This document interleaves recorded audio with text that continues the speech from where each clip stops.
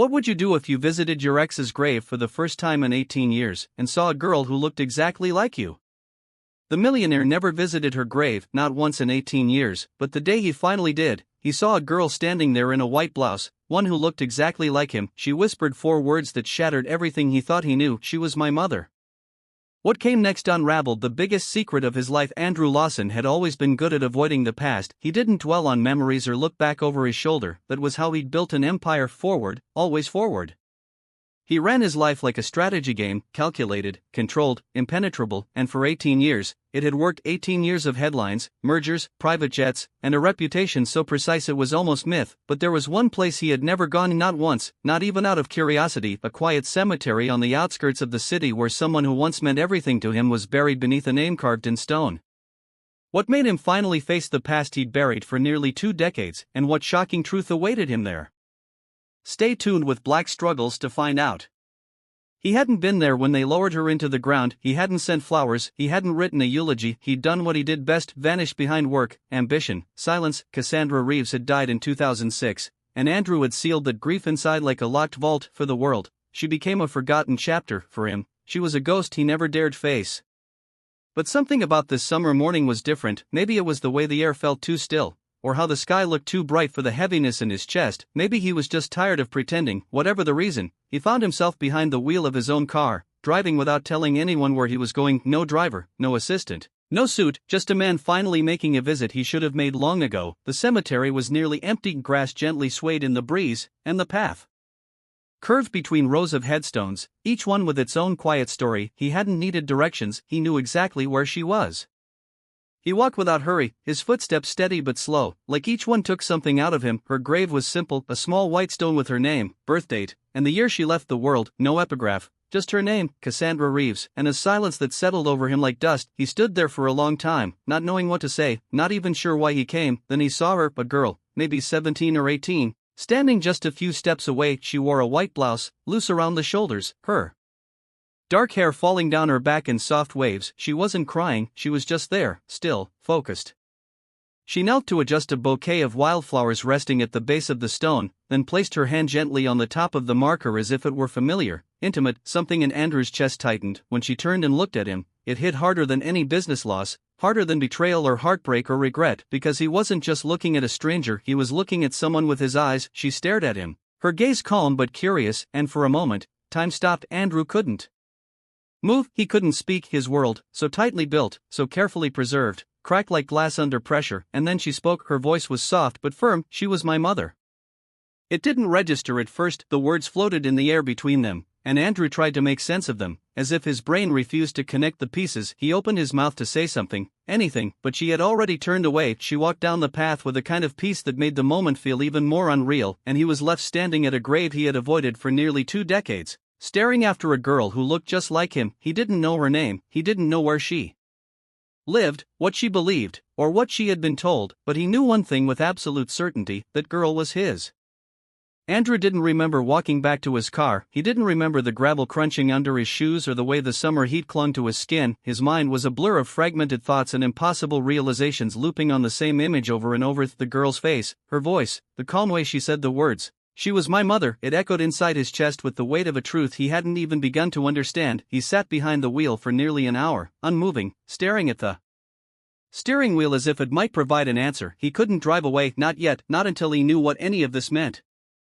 Eventually, he pulled out his phone and opened a private contact he hadn't used in years, someone from his legal team who specialized in quiet background investigations. When the man answered, Andrew didn't waste time on greetings. He gave him the name Sky Winters. He didn't know how he knew it was hers, but he was certain something about her presence at that grave hadn't felt random, it had felt anchored, like she belonged there. And when he'd looked into her eyes, his eyes, he knew this wasn't coincidence. Later that night, Andrew returned to his apartment, though it didn't feel like home.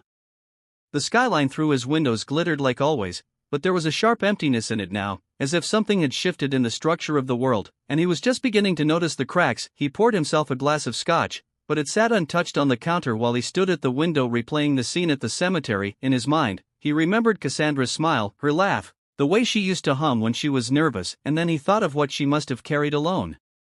Pregnant, alone, gone before he even knew. He had spent so many years being angry at her for leaving, never knowing she had stayed long enough to bring someone else into the world.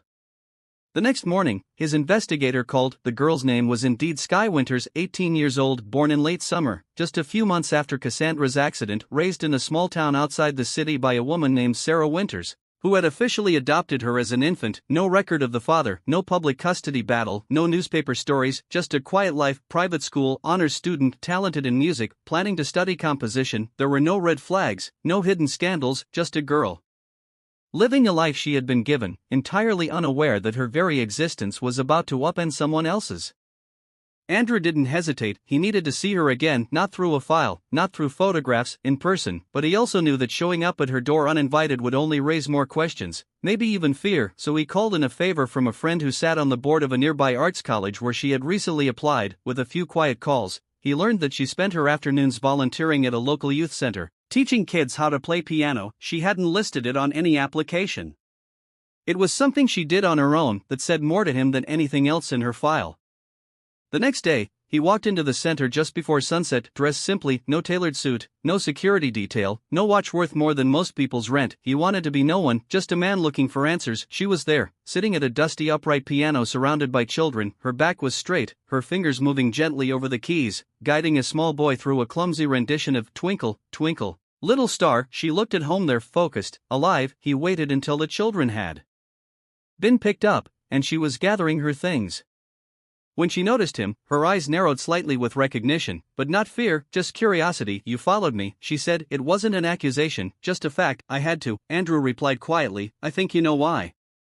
She paused, her hands resting on the piano, then she spoke, slower this time, as if testing each word before letting it go. "Did you know her, my mother?" "I did," he said. "I loved her." A long silence stretched between them. Sky looked down, fiddling with a set of sheet music, her expression unreadable. "I always wondered," she said softly. "She didn't talk about him. I asked once. She said he wasn't ready. I didn't know if that meant he didn't want me, or if he didn't know." "I didn't know," Andrew said, "not until yesterday." She looked at him, then really looked. "And now that you do?" He didn't have a perfect answer, he didn't have a polished speech. All he could offer was the truth. "I'm here." She nodded, just once, not in forgiveness, not in acceptance, but maybe a beginning. Sky didn't ask him to leave, but she didn't invite him to stay either. After a moment of silence, she gathered her things, slung a canvas bag over her shoulder, and walked toward the door of the music room. Andrew followed a few steps behind, unsure of what came next, but unwilling to let the moment slip away. The sun was low in the sky, casting long shadows across the parking lot outside. They walked side by side without speaking, the air between them thick with unspoken questions and a strange, fragile tension that neither of them knew how to name. At the edge of the lot, she finally stopped and turned to him. Her expression wasn't angry, but it wasn't open either. It was cautious, the way someone looks at a stranger who might be something more. "I don't know what you want from me," she said quietly. "I don't even know who you are, not really." "I don't want anything," Andrew said, his voice softer than he expected. "I'm not here to interfere with your life or take anything away from you. I needed to see you. I needed to know you were real." She looked away, watching a car pull out of the lot, headlights cutting across the pavement. "So, what now?" she asked. "You show up, tell me you loved my mom, that you didn't know about me, and then what? We pretend we're a family, you start sending birthday cards, is that the plan?" Her words weren't cruel, but they hit him harder than anything he'd heard in years, because he knew she wasn't wrong to question him. He had no roadmap for this, no idea how to suddenly become something in her life when he hadn't even been a name in it before yesterday. "I don't have a plan," he admitted, "but I want to be honest with you. I didn't know about you, not until I saw you standing at her grave, and when I did, everything inside me shifted. I know that doesn't mean much to you right now, but it's the truth." Sky nodded slowly, her fingers tightening around the strap of her bag. "She used to sing when she cooked," she said suddenly. "Not real songs, just made-up little melodies. Sometimes she'd hum the same tune over and over for weeks until it drove me crazy, and then she'd switch to something else. I never understood why, but I miss it now." Andrew's chest tightened. He could hear it in his mind, the sound of Cassandra humming while stirring something on the stove, the quiet rhythm of her voice filling the apartment they used to share. "She always hummed when she was nervous," he said, "or when she was thinking about something she couldn't say out loud." Sky looked at him again, and this time there was something softer in her eyes, not trust, not yet, but a flicker of connection, a thread. "I don't know what I'm supposed to feel," she said. "It's like I spent my whole life imagining who he was. Sometimes I thought he was dead, other times I pictured someone awful, like a bad movie character, and now you're just here." "I'm not here to replace anything," Andrew said. "I just want to know you, if that's something you're willing to let happen." She didn't answer, not directly, but after a pause, she said. There's a coffee shop across the street if you're not in a hurry. He wasn't, not even a little. They sat in the corner of a quiet cafe for nearly an hour. She didn't tell him everything, and he didn't press, but he learned that she played guitar as well as piano, that she wrote music late at night when she couldn't sleep, that she hated math but loved astronomy, that her mother had died when she was 10, and that Sarah had done everything she could to keep her safe, loved, and curious. He told her little pieces, too, that he wasn't good at relationships, that he built walls instead of bridges, that he had spent the past decade convincing himself that being alone was easier, safer, more productive, and that maybe, just maybe, he'd been completely wrong. When they left, the sky had turned violet, and the streetlights had flickered on. She didn't hug him, she didn't make any promises, but before walking away, she looked back over her shoulder and said, "I'll let you know if I want to talk again." And for the first time in years, Andrew felt something he hadn't allowed himself to feel since Cassandra died: hope. The days that followed were quiet in the kind of way that made everything feel more uncertain than calm. Andrew found himself checking his phone more than usual, reading and rereading their brief text exchange as if something new might appear each time. Sky hadn't reached out again since their talk at the cafe, but she hadn't shut the door either, and that, strangely, was enough to keep him anchored in his space between waiting and wondering. He didn't want to push her, he didn't want to make demands. She was 18, her life was her own, but there was a new ache in his chest now, one he couldn't quite name, a mixture of guilt, longing, and the overwhelming realization of how much time he'd lost without even knowing it.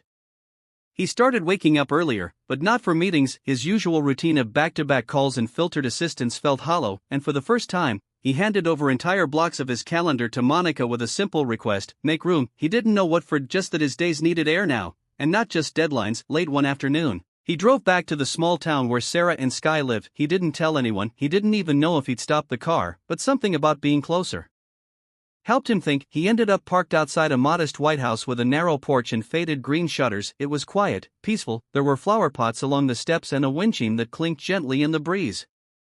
He hadn't planned to knock, but when the front door opened, Sarah stood there with a calm, tired expression, like she'd been expecting him all along. She didn't smile, but she didn't look surprised either. She gestured for him to come in, and without speaking, he followed. The house was simple, but warm. Framed photos lined the walls, Sky at different ages, some with missing teeth, some with wild curls and paint-covered hands. It felt lived in, loved, like a real home. They sat at the kitchen table, a pot of tea between them. She poured him a cup without asking, then sat across from him with her hands folded. "I figured we'd have this conversation eventually," Sarah said quietly. "You didn't know, I believe that, but now that you do, I have to ask, what are you looking for?" Andrew looked down at the steam rising from his cup before answering. "I don't know," he admitted. "I thought I just wanted to see her, to know she was real, but now I can't stop thinking about the years I missed, about everything she's been through that I wasn't there for. I don't want to take anything from you, I want a chance to be in her life, even a small part." Sarah nodded, her eyes steady. "She's not a little girl anymore, she doesn't need permission from me, she makes her own choices, but I'll tell you this, Cassandra loved her more than anything, and she did what she thought was right. She was scared, she didn't know if you'd reject the baby, and she didn't want her daughter growing up with that kind of pain, so she stayed quiet. When she died, I promised I'd protect Sky the best I could. That meant letting her believe what was simplest, that her mother made all the choices for a reason, that her father wasn't part of the story." Andrew swallowed hard. He imagined Cassandra alone, pregnant, hiding the truth because she thought he wouldn't want it. He had been so focused on his future back then, so obsessed with building his empire, that he hadn't seen what he could have had, what had been just out of reach. "I never got to say goodbye," he said to Cassandra. "I buried it all, and now there's this young woman who's part of me, and I don't know how to start over. I don't even know how to start." Sarah's voice softened. "Then don't try to be a father right away, don't show up with answers or plans, just be there, let her lead, let her ask the questions. If she lets you in, it won't be because of what you say, it'll be because you stayed."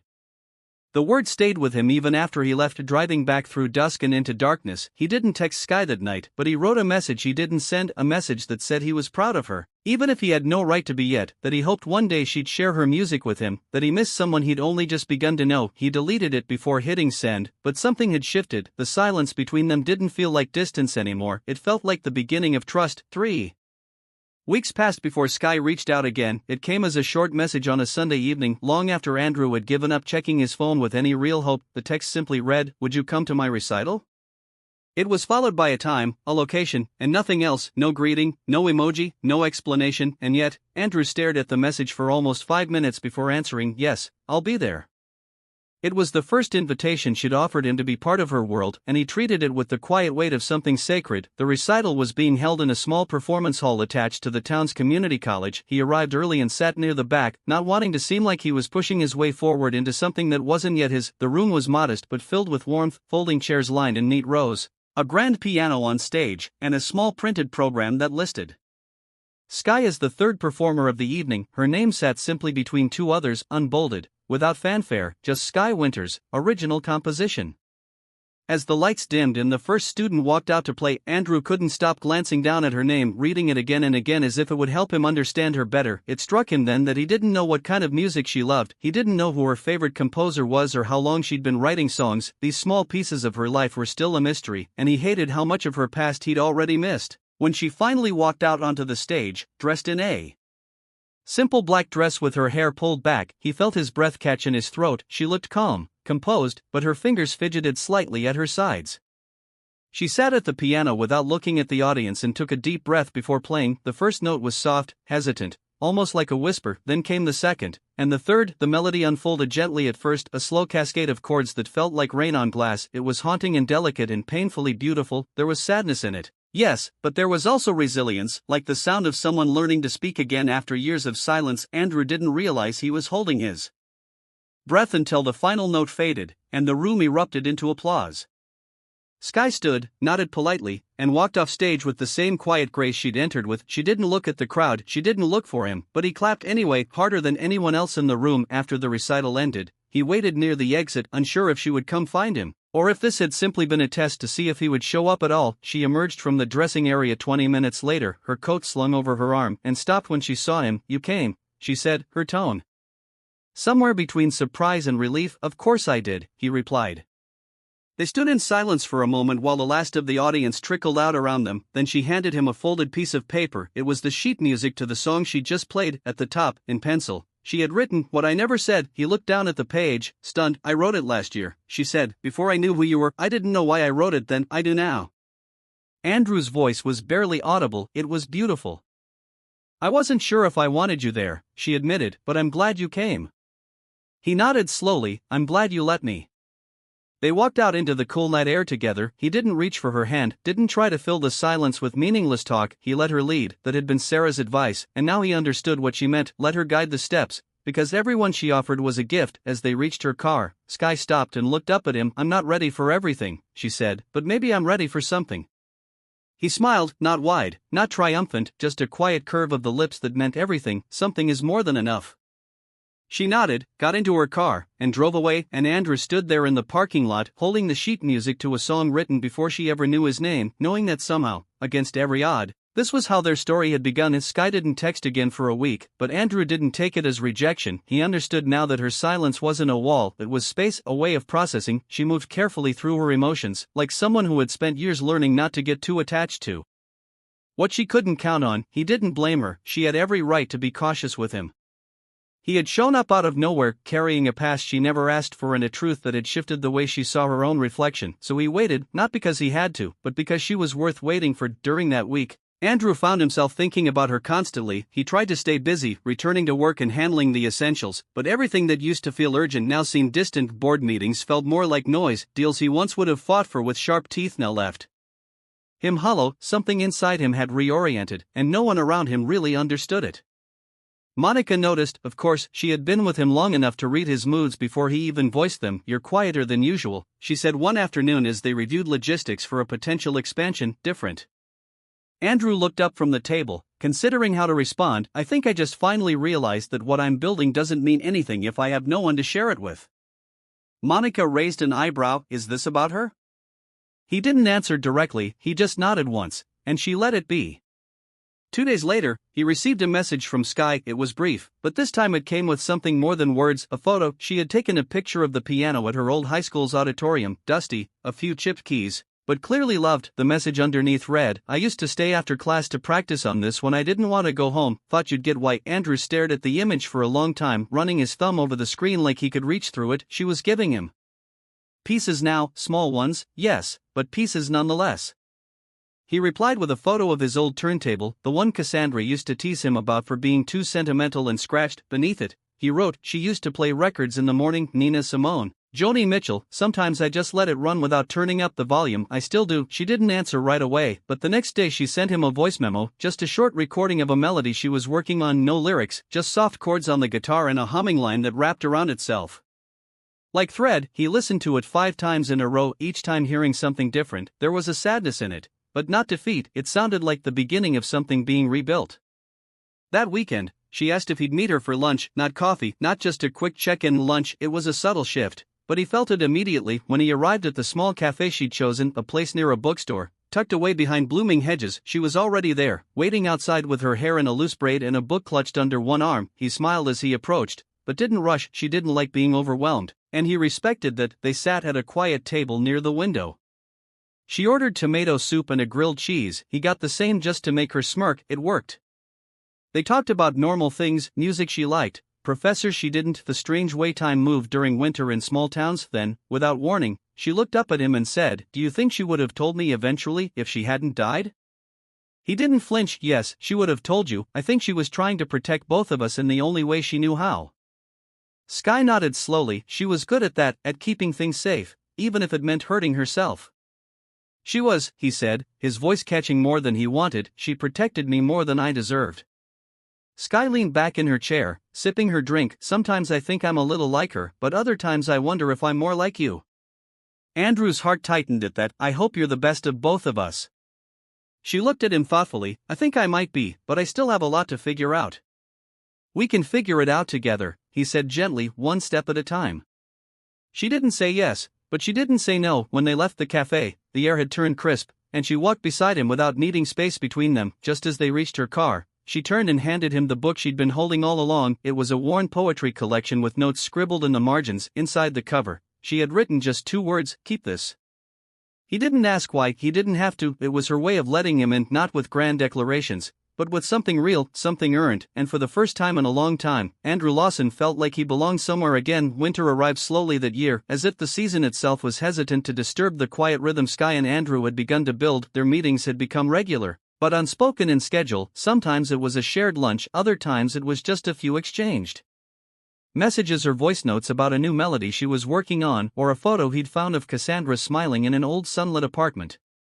The connection between them was cautious but real, stitched together by vulnerability and small acts of trust. They didn't talk about what they were yet, neither of them was ready to define it, but it was growing, and both of them knew it. One cold Saturday morning, Sky invited him to her apartment for the first time. It was small, second floor with creaky wooden floors and a window that let in more wind than light, but it was hers. There were guitar picks scattered across a desk, post-it notes on the walls with half-written lyrics, and a shelf filled with books that had clearly been read more than once. Her life was carefully built around art, music, and quiet independence. It was nothing like the penthouse Andrew lived in, and he realized how little of his home felt personal in comparison. She made coffee, strong and slightly burnt, and they sat on the couch, knees almost touching. A record player in the corner played something lo-fi and gentle. She didn't speak right away, just watched him glance around the room as if trying to memorize it. "I used to think about this," she said finally, "what it would feel like if he ever showed up, if I'd let him in here, into this space that's only ever been mine." Andrew didn't respond right away. He knew better now than to fill her silences with noise. Instead, he waited. "I thought I'd be angry," she continued, "that I'd slam the door and tell him he didn't get to just walk into my life because he finally decided he wanted to. But now, I don't know, it's like I'm angry at someone who doesn't even exist, the version I made up in my head. You're not him." "I'm not sure who I am yet," Andrew admitted, voice low, "but I want to be someone worth knowing." She looked at him then, not with judgment, but with a kind of quiet analysis, like she was still fitting puzzle pieces together in her mind. "You know, for a billionaire, you're really bad at resting." He smiled faintly. "I never learned how." "Well," she said, "you're sitting on my lopsided couch drinking coffee I probably burned. That's a start." She got up and walked to her desk, rummaging through a drawer before pulling out an envelope. When she returned, she handed it to him and sat back down, arms crossed tightly over her chest as if bracing for impact. "I found this last week," she said, "in a box of her old stuff I hadn't looked through in years. It's addressed to you. I didn't read it. I thought you should be the one." Andrew stared at the envelope in his hands. His name was written in Cassandra's familiar script, the ink slightly faded, but unmistakable. He turned it over slowly, hesitating. Part of him wasn't sure he was ready to read anything from her again. Another part had waited 18 years for this. He opened it. The letter was short, simple, But every word carried weight. Cassandra had written it not long before the accident. She'd known she was pregnant, she'd been scared, but she'd also said something that caught in his throat. If you're reading this, I hope she's found you, and I hope you let her be everything she was meant to be, not because she's yours, but because she's hers. He read it twice, then folded it carefully and tucked it back into the envelope. When he looked up, Sky was watching him closely, but not with pity, just presence. She never hated you, Sky said softly, she just didn't want you to feel trapped, she didn't think you were ready. I wasn't, he said, but I would have tried, I wish she'd let me try. I think you're trying now, Sky replied, and that's more than most people ever do. That night, as snow began to fall outside, they made dinner together. It was chaotic, slightly undercooked, and absolutely perfect in its imperfections. She laughed when he dropped a spoon into the sauce, he laughed when she burned the garlic bread, and for the first time since she'd stepped into his life, the tension between them dissolved into something easier, something lighter. Afterward, they sat on the couch again, shoulder to shoulder, the warmth of the room closing around them like a soft promise. She didn't say anything else, she didn't have to, and when Andrew finally left hours later, stepping out into the quiet snow, he didn't feel like a visitor anymore, he felt like someone who had been given a second chance, and this time, he didn't plan to waste it. Spring came early that year, the snow melted quickly, and the air turned soft with warmth, the kind that didn't announce itself, but lingered on the skin just long enough to feel like hope. Andrew had always measured time in quarters and fiscal years, in deadlines and launches, but now time felt different. It passed in music notes and walks through bookstores, in phone calls that didn't start with business, and in dinners that didn't end with strategy. For the first time in years, his life wasn't about control, it was about presence. Sky had grown more comfortable with him, there was still space between them, but it no longer felt like a wall, it was simply part of the rhythm they'd created. They saw each other often, sometimes just to sit in silence while she practiced guitar or worked through lyrics. She didn't feel the need to entertain him, and he didn't feel the need to impress her. That alone was its own kind of intimacy, and Andrew found himself laughing more than he ever had before. Not polite, performative laughter, but deep, real moments of joy that surprised even him. One Saturday, she invited him to a performance at a community fundraiser. It wasn't a formal event, just a small gathering in a local park where local artists and musicians played to raise money for a youth arts program. Sky had volunteered to play a few original songs. He arrived early, like he always did now, and sat in the middle row of folding chairs scattered across the lawn. The sun was warm on his face, and children ran between the trees while volunteers set up tables of snacks and flyers. It was chaotic and joyful, and Andrew found himself wishing Cassandra could see it, not for his sake, but for Sky's. When Sky walked onto the small stage, she didn't look at him right away. She adjusted the mic, tuned her guitar quickly, and smiled into the sunlight. Then she began to play. Her voice was stronger now, confident, but still raw, filled with honesty that couldn't be taught. Each note felt like a step she had taken on her own, each lyric a choice she had made to be seen. The last song she performed was new, one he hadn't heard before, and she introduced it only with the words, "This is for someone I didn't expect to find." It was a quiet melody, simple and stripped back. The lyrics spoke of time lost, of questions left unanswered, but also of choosing to begin anyway. It wasn't a love song in the traditional sense, it was a recognition, a moment offered to someone who had arrived late but stayed. Andrew listened with his eyes closed, and when the final chord faded, he opened them to find her looking straight at him. Later, after the crowd had dispersed and the volunteers had begun packing up, Sky walked toward him with her guitar slung over her shoulder and a quiet, almost shy smile on her face. He stood as she approached, unsure what to say, but she beat him to it. "I want you to meet Sarah," she said, "the woman who raised me." He nodded. "I'd like that." They drove together to the house Andrew had visited once before, only this time he was welcomed in, not as a stranger, but as something closer to family. Sarah greeted him with a nod and a cup of tea, and the three of them sat on the porch as the sun dipped below the trees. They talked about Cassandra's stories, both painful and beautiful, things she used to say, the way she could make any room feel like home. There were tears, yes, but laughter, too, and by the end of the evening, it no longer felt like something broken they were trying to fix, it felt like something new they were building together. A few weeks later, on Sky's birthday, Andrew gave her a gift he had debated over for months. It wasn't expensive, at least not in his world, just a handmade leather-bound notebook with blank pages, and a small inscription on the inside cover that read, "Write the songs only you can write." She opened it slowly, ran her fingers over the leather, and looked at him with a softness in her eyes that said more than thank you ever could. "I'm not done figuring things out," she said quietly. "I know," he replied. "I'm not either." That evening, she played a song just for him, no microphone, No audience, just the two of them in her apartment, sitting on the floor with the lights low and the windows open, and when she finished, she didn't say anything more, she just leaned her head against his shoulder, and he let her stay there breathing in the moment like it was something fragile and rare. For the first time in a long time, Andrew didn't feel like a man trying to make up for lost time, he felt like a father, not in a loud, dramatic way, but in the way that mattered most. She had found him, and he had stayed. What makes the ending of this story powerful isn't that everything wraps up neatly, but that it chooses honesty over perfection. Andrew doesn't become a flawless father overnight, and Sky doesn't suddenly forget the years of silence and absence, but they meet each other where they are, two people from different worlds, connected by blood, pain, and possibility. There's beauty in the slow, quiet building of trust, in the choice to stay present even when it's uncomfortable. The ending reminds us that love doesn't always begin at birth, sometimes it begins in the middle of life unexpectedly, and still has the power to grow into something real. It's not about rewriting the past, it's about honoring it, learning from it, and deciding to show up better tomorrow, and that, to me, is what redemption truly looks like. If this story touched your heart, let us know in the comments below, and don't forget to like and subscribe to Black Struggles to help us share more stories of love and redemption. We'll see you in the next one.